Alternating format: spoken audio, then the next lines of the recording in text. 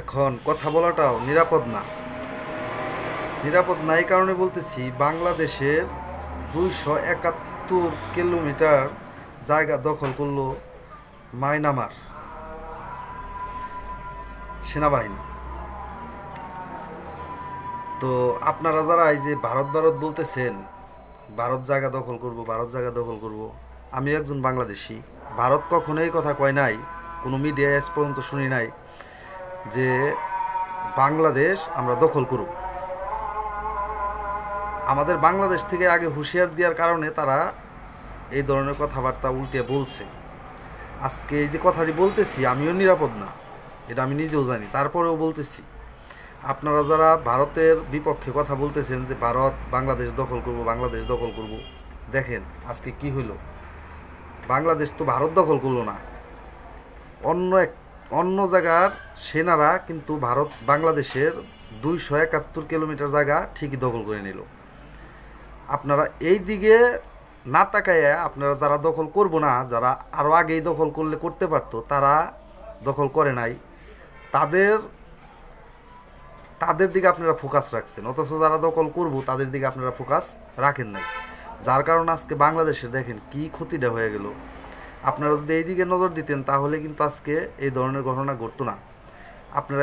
আপনাদের পক্ষে কি সম্ভব এই বাংলাদেশের এই 271 কিলোমিটার এই জায়গা আবার ফিরিয়ে আনা? না, এটা আপনাদের পক্ষে সম্ভব না। যদি সম্ভব হইতো তাহলে আপনারা আনার চেষ্টা করতেন। আপনারা দেশের মধ্যেই দেশের একটা বিশৃঙ্খলা সৃষ্টি করে আপনারা দেশের বাইরে গই মাইরা ধইরা একটা নির্যাতনের দেশ হিসাবে পরিচয় দিতেছেন বাংলাদেশে। আমরা তো এটা চাই না। এই যে ভিডিওতে দেখেন একটা লোক জয় বাংলা জয় বঙ্গবন্ধু স্লোগান দিতে দিতে কারণ বাজারের এই মাথার থেকে ওই মাথা পর্যন্ত গেছে। সে কিন্তু কোনো টাকার জন্য এই স্লোগান দেয় নাই।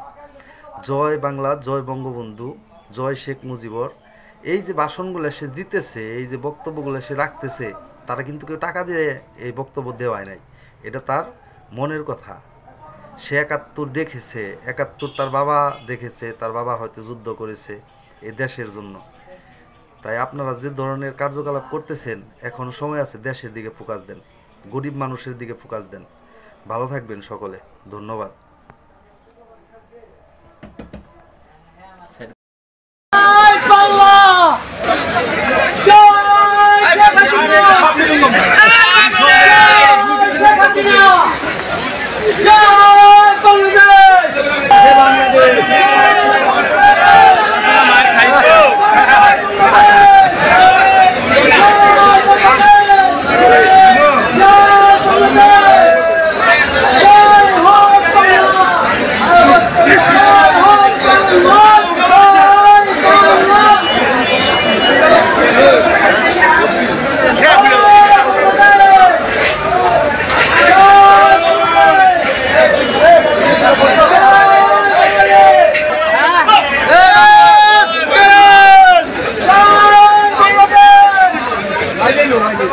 জয় শেখ হাসিনা, জয় বাংলাদেশ, জয় বাংলাদেশ, জয় বাংলাদেশ, জয়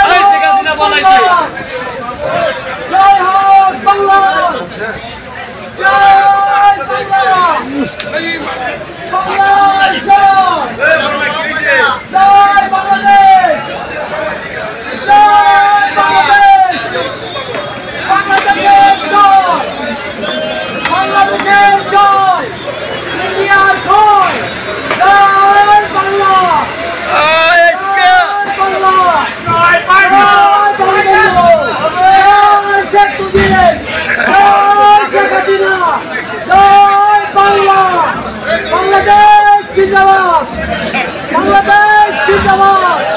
জয় বাংলাদেশ,